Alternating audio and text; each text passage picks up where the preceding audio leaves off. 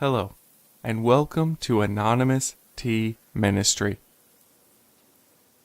We are conditioned right from the moment our spirit is birthed into a physical body, and then throughout the rest of our lives on a day-to-day basis.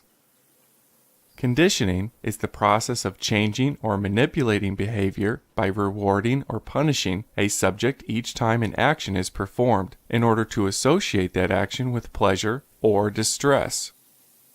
The conditionings we have endured are both survival mechanisms and obstacles blocking higher consciousness.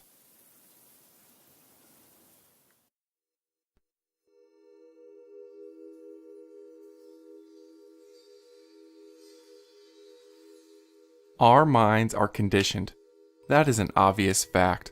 Conditioned by a particular culture or society, influenced by various impressions, by the strains and stresses of relationships, by economic, climatic, educational factors, by religious conformity, and so on.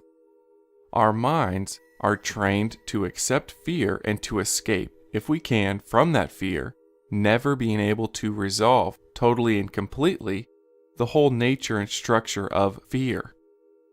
So our first question is, can the mind, so heavily burdened, resolve completely not only its conditioning but also its fears?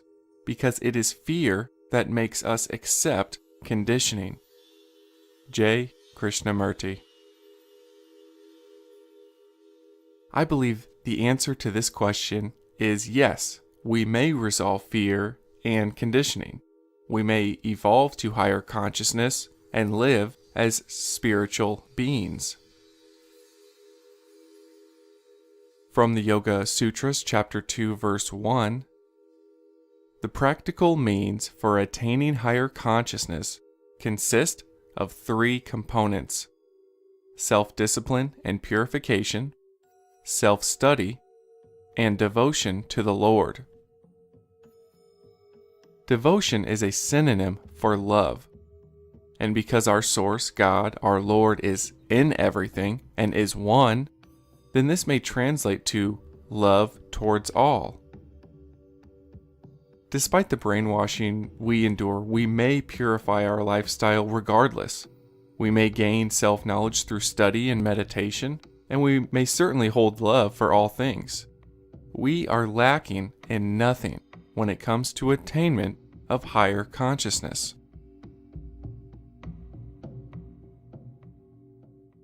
Conditioning is defined as the process of bringing something into a desired state for use. Conditioning and brainwashing, the same thing. Some of our conditioning is inborn and passed down through genetics, born of nature and the need for our species to survive. Nature has made us fit for this world through physical evolution. Some of our conditionings are deeply ingrained habits and perspectives that we learned from childhood. Some are beneficial. Certain conditionings help our physical body and other animals survive. For example, knowing when to flee from danger, or where to find food and water, how to build a shelter, etc. On the contrary, conditionings may block the spiritual self because humans are conditioned by the body and stuck in body consciousness. The body pursues what is most comfortable and pleasurable at the expense of the true self. For example, some people act fake so that they may fit in with certain peer groups, or they form bad habits like addictions, or they harm others for personal gain. Or even worse, they are brainwashed into thinking another country or person is evil and they are an enemy, and that war is justified and honorable. Genetics, fear, and ignorance make conditioning possible.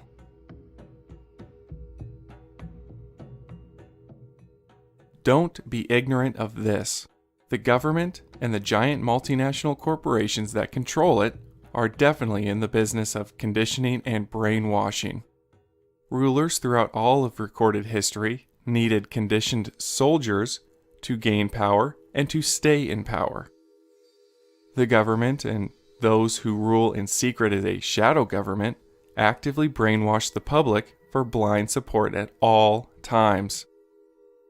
This is executed very subtly by news channels, various advertising campaigns, spectacles at sporting events, and every day at schools across the country. We get illusionary protections against made-up enemies. We are brainwashed to be afraid of many, many different things. For example, economic collapse, debt, terrorism. It's all designed to create emotions of distress. The conditioned public then feels helpless. We, the public, feeling distressed, then seek comfort and aid through government or corporate protection. Political parties do the same thing. Remember that the mainstream media cannot be trusted. They will only show you what they want you to see. Giant multinational corporations own the news, and they use these outlets to spread propaganda. They leave people ignorant. Don't believe they have your best interest at heart. They don't. They never have. They only care about money and power. Conditioning is used to make us, the public, behave in a certain way, accept certain circumstances, and to make us tools fit for use. Declare today that you won't be a tool and won't blindly follow anything. As spiritual beings, we are never helpless. To conquer the conditionings of the outside world and evolve spiritually, we don't need to fight back. Instead, release these mechanisms of control and don't give them attention. Where you turn your attention is key. Turn off the television and ignore the noise. The material world wants to suck you in at the expense of your spiritual evolution. Take your power back by simply claiming it. You don't need to fight for it. Your attention and focus is a kind of energy. When you give certain things your attention, you give up your energy to it. So be careful about what you're paying attention to. When it comes to new ways of thinking, new levels of consciousness, and new ideas in general, they are not always understood by a large portion of the population. Those who are brainwashed and those of a past generation cannot always handle new ideas and new information. From the Bible, the New Testament, Matthew 9:16 through 17.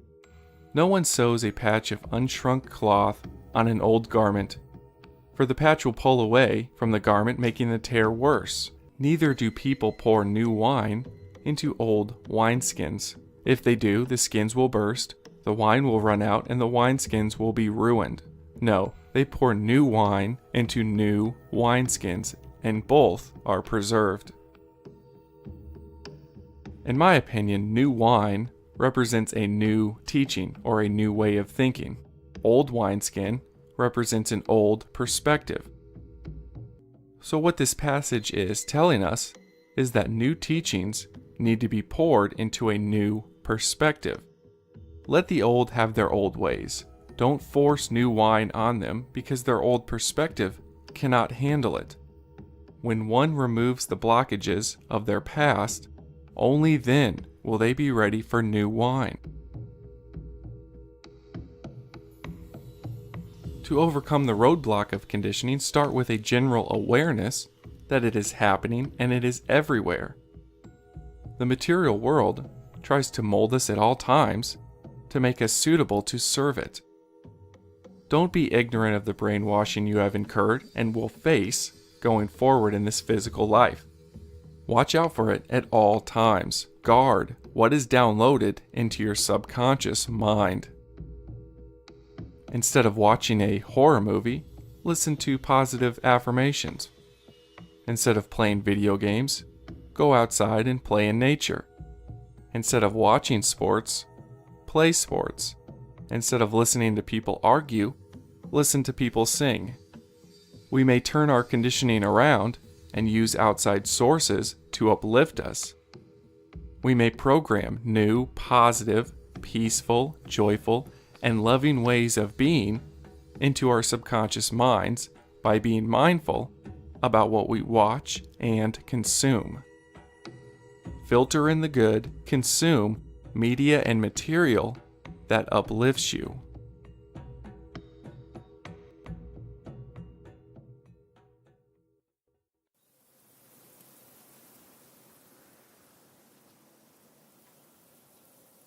That's it for conditioning.